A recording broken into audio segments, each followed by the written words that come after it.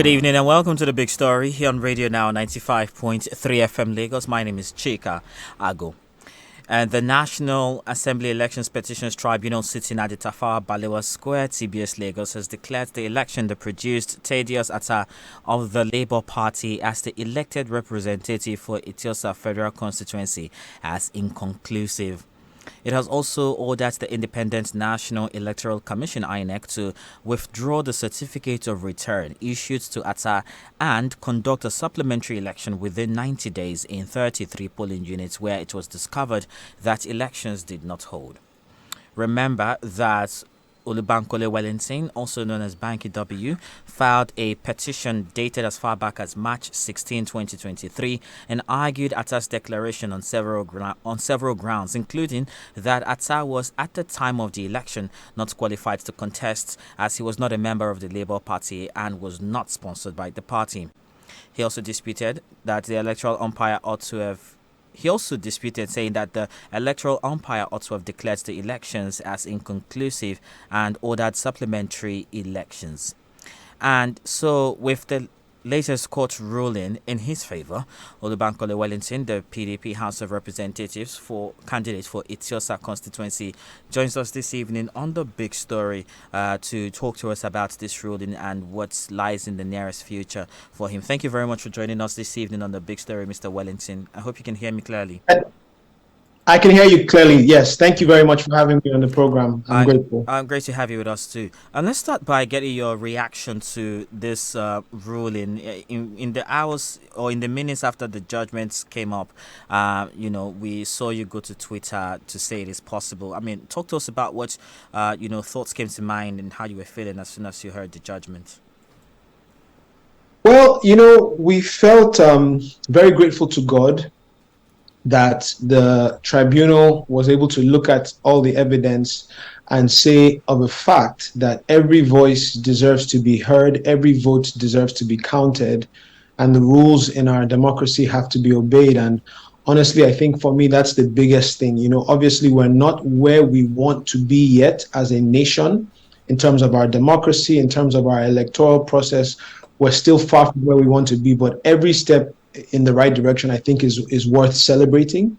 And for them to take the position that, if you have almost 30,000 people who are prevented from exercising their constitutional rights to be a part of our elections, something is wrong, and I know we've not been able to have this all over the country, but at least if we've gotten a step in the right direction here, I think it deserves to be applauded. And the idea is this, man, we need to give every single person who was eligible a chance to have a say who their representative will be. And I'm grateful for that. And now we get a second chance. It's I said it the other day that it's a miracle that we've been given a second chance, and we're going to go for it by the grace of God, and hopefully we'll come out successful. And let's talk about some of the issues that you brought forward. I want to start with with your arguments that there were no elections conducted in 38 polling units, right, where as many as 29,000 people, you say, who had their PVCs did not vote. Talk to us about the reports you were getting that day from your party agents who are at these polling units. What did you see? What did they tell you? What evidence were they gathering? So it was actually pretty jarring in the moment. It was pretty shocking because what we were finding, when the election started, it seemed like in a lot of places it was going according to plan. People were coming out and voting. And then we started getting reports of violence in certain areas, voter suppression and intimidation in certain areas. We had places where INEC officials just didn't show up at all. We had places where people had been on the queue from 6, 7 o'clock in the morning until evening 5, 6 p.m. and there were no INEC officials. In fact, in some places, some of the officials then showed up after that, and in other places, they would show up and they would have the presidential ballots, they would have the senatorial ballots, but they would have no House of Reps ballots. In yet other places, there were things, there was a polling unit, I believe somewhere in Ogombo or Igboefo, where they said they ran out of ink for people to thumbprint. So, it was one thing or another, and it really was frustrating, not just for us as candidates, but also for the voters themselves, for the citizens who really were energized and really looking forward to having a say in their elected officials and in these elections, to the point where when the collation process started at the Collation Center for the constituency, there were actually hundreds of people that came there to protest, to say no. And this was covered by news media at the time, to say no, we have a right to be a part of these elections. We want to have our say. You can't just move on, with the counting and then ignore, almost 30,000 of us. So there was a real pain, there was a real frustration. And to be honest with you, coming off of the back of the fact that this is also the constituency where NSARS occurred, you can tell that the frustration was, it was really palpable. People were really frustrated. I mean, I talked to voters, I talked to constituents, people were in tears, people were angry, there was a whole lot of riled up emotions.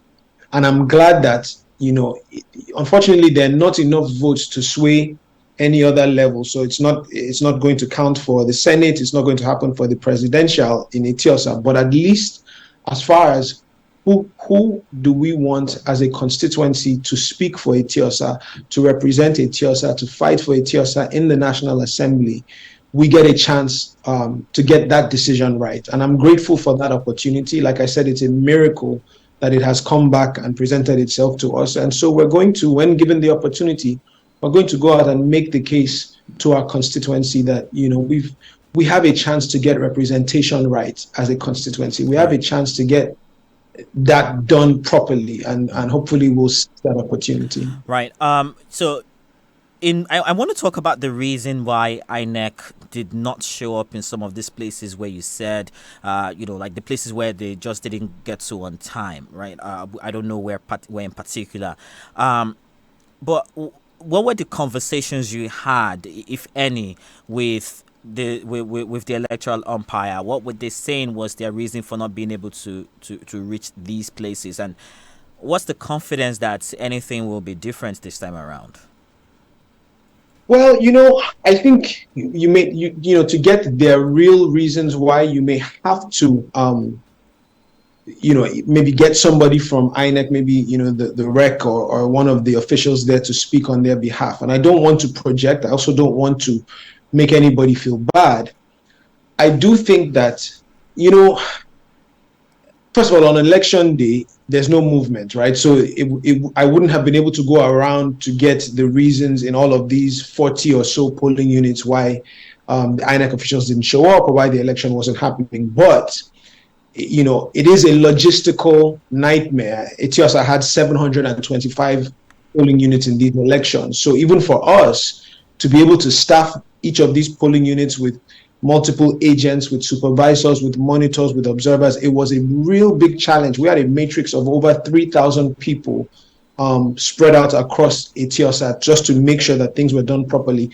And that's why we were able to get the reports, the incident reports back quick enough to understand that, we are actually having a problem, in these elections. Now, regarding the rerun elections, I honestly think that INEC doesn't have any excuse not to get this right, because it's going to move from all eyes on the judiciary to all eyes on Eti-Osa.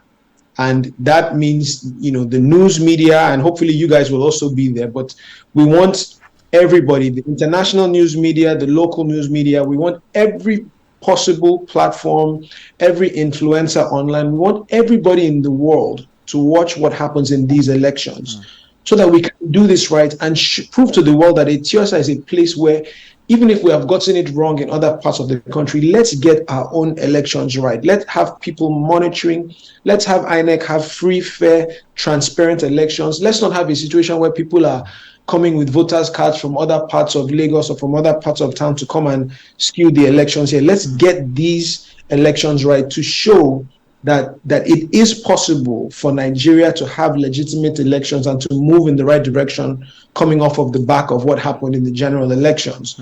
So we're optimistic about that. We're doing everything that we will need to do in the background to ensure that the right thing is done and that the voice of the people is heard. And whatever that voice is, it's okay. But I am confident and optimistic that by the grace of God, this happened to me in my primaries as well. We won and then the story changed and then we had to go back and fight in a rerun, and we won again. And I'm optimistic and hopeful that by God's grace, the same thing that happened in our primaries will happen now, and we'll So get a second chance right, to so let represent our people. we've put that to rest. You were also contesting, and this is really interesting.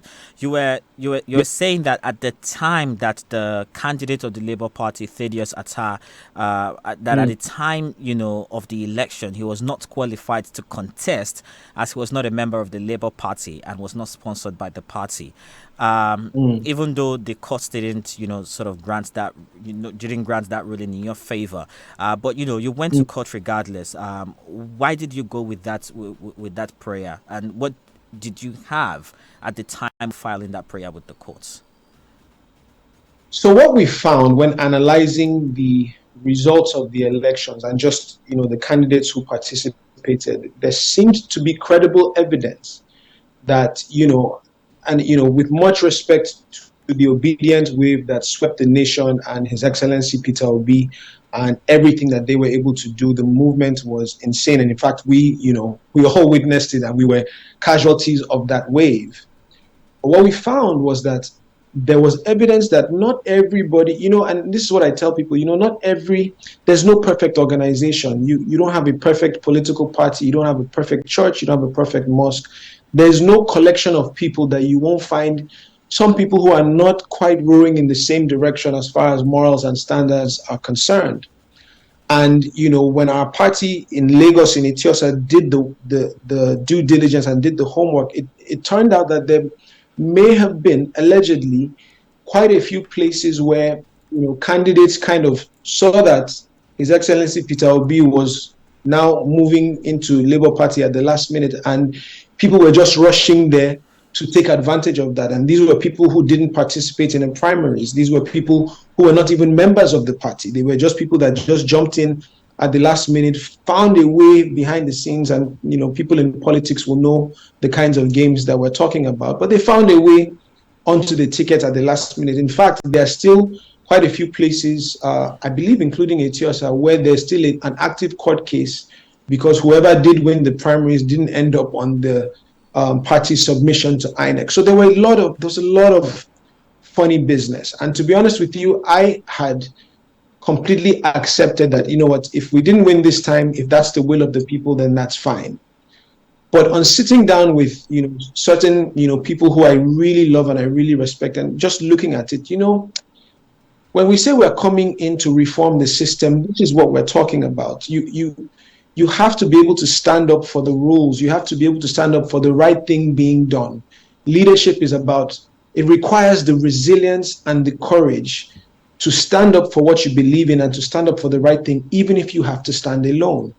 And it was upon having those discussions that the party was able to put some help together, and we got a fantastic son, Dr. Kemi Pinheiro, and they said, what, put it before the courts. And if the courts decide, then at least we know that we saw this thing through all the way to the end. Whatever that is completely fine. But I think it was just on saying, let's, we have to stand for justice. We have to stand for the right thing being done, regardless of what that means, And I think the courts, that area of the law is a bit ambiguous. So we have seen other places where the tribunal removes somebody who they feel like, broke the rules or didn't, wasn't eligible to qualify. But we've also seen them in some cases say this is considered a pre-election dispute and they do not have the jurisdiction to talk about it. But for me, the most important thing was we had 30,000 people who I have seen, I've interfaced with, I've talked with. We had a grueling campaign season. We engaged with all of our constituents, and all of those people that were prevented from voting now have a chance to at least have a say in who gets to represent this great constituency, this great community of people. And if that is all we get, and those people get to participate, regardless of what the outcome is, for me, that's a win for our democracy. But I am confident that Right. by God's We'll, grace, we'll talk about we'll talk about that figure, the 30,000 people that did not vote, and what the difference between those who voted and those who didn't vote were or was rather. But in just in conclusion with this conversation here around Okay. the validity of the Labour Party's Excuse me. candidacy. Um, Mm. I mean, we heard rather from the Presidential Election Petitions Tribunal. We heard one of the judges in their ruling say that a person from one party cannot challenge whatever is happening inside another party, and I reckon that's why the judge ruled in the way that they did. And Right. I mean, not to question the decision of the judges here or the wisdom of the judges, but how did you feel knowing that you cannot challenge what is happening inside another political party?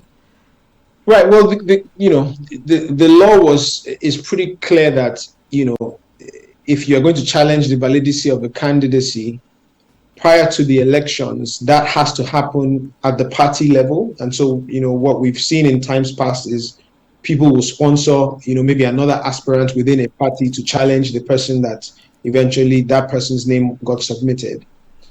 But I think this is what being in a democracy is all about. This is what the National Assembly rule is all about. The Electoral Act was an improvement on our electoral process from what we've had in the past.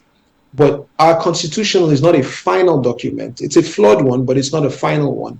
And the goal is that every assembly takes a look at those laws to say, did we get this right? Or are there some loopholes that we need to fix? And in the same way that we have the Electoral Act now, we can go back and look at some amendments to say, should we look back, at this process again?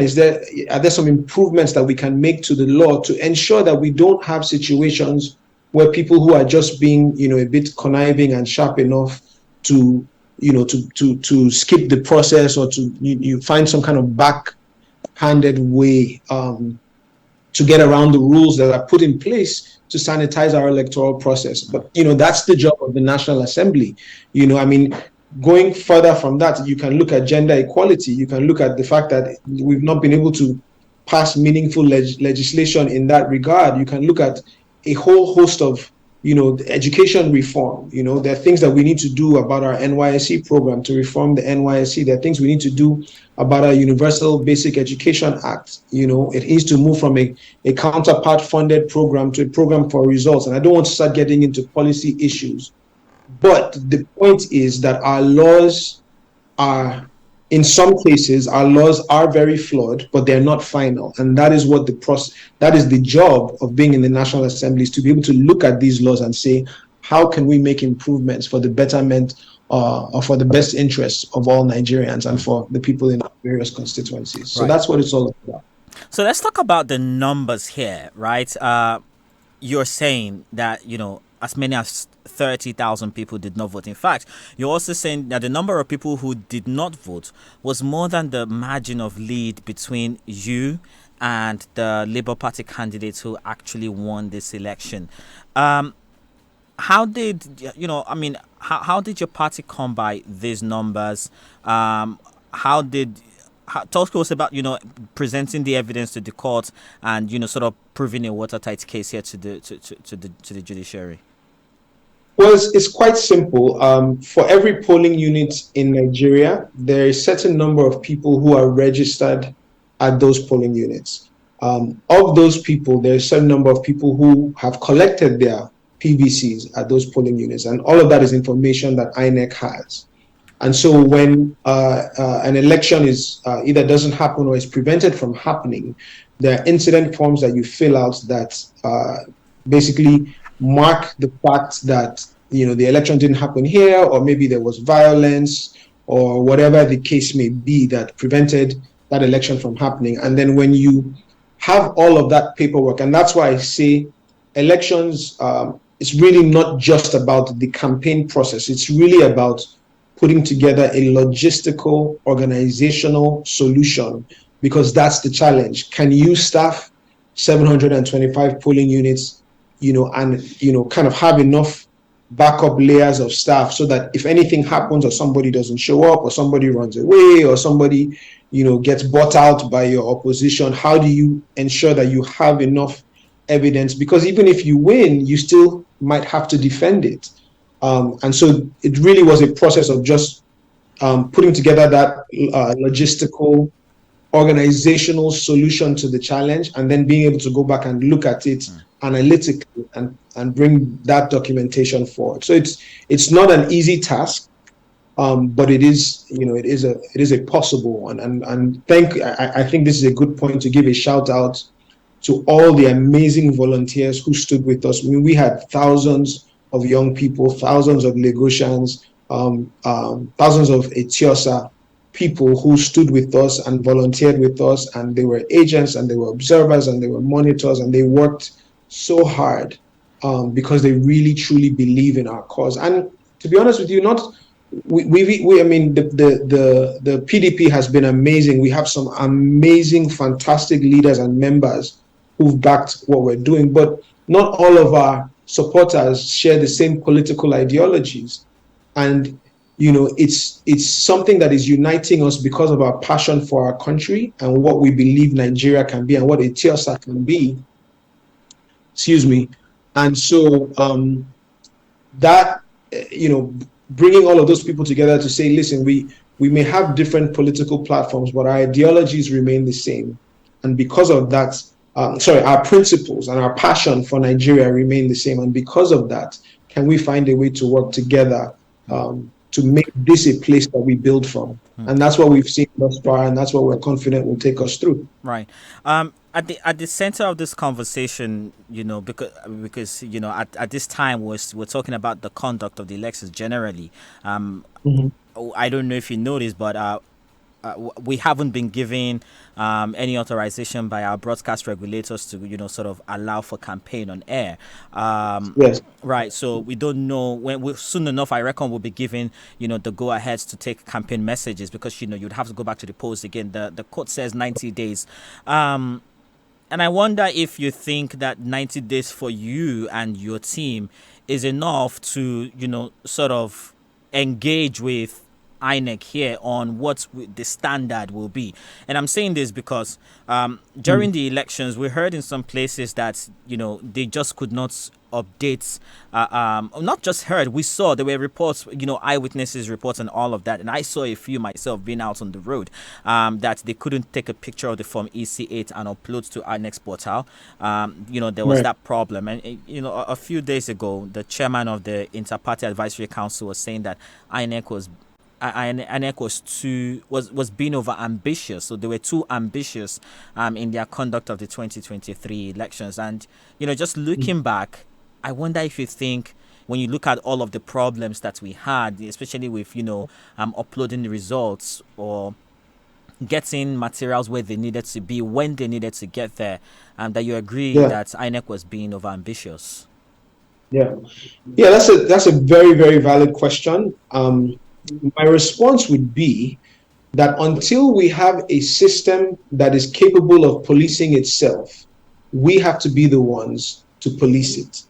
We have to be the ones to hold the system accountable. And when I say we, I'm talking about the Office of the Citizen of the Federal Republic of Nigeria. Now, when you look at the entire country, that is easier said than done, right? Which we saw that in the presidential elections, in the general elections. However, as far as Eti-Osa is concerned, we have a chance to get that right, because we're talking about somewhere between 32 and 45 polling units total.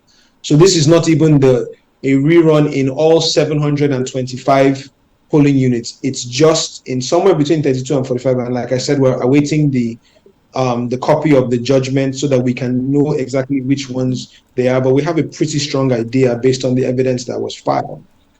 And so we have a chance to police these elections and to hold INEC accountable, and to ensure that the right thing is done in these places. We're not stretched so thin that you're watching this place but it's happening somewhere else, or they couldn't do it yet. No, we will have enough people there, and we're expecting the news media, we're expecting social media influencers, we're expecting the citizens and the residents of Eti-Osa, we're expecting, anybody who wants a better Nigeria, who has access, who can be there on the day, pick a polling unit, stand there and make sure that the right thing is being done. We're moving from all eyes on the judiciary to all eyes on Eti-Osa. And I believe, I'm very optimistic that that's what's going to happen. All right.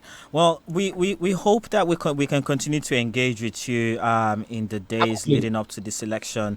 With 90 days, there's still so many information that we still don't know yet. So as soon as the court makes this information public, we're checking again with you and sort of understand how you're making your plans towards this rerun elections.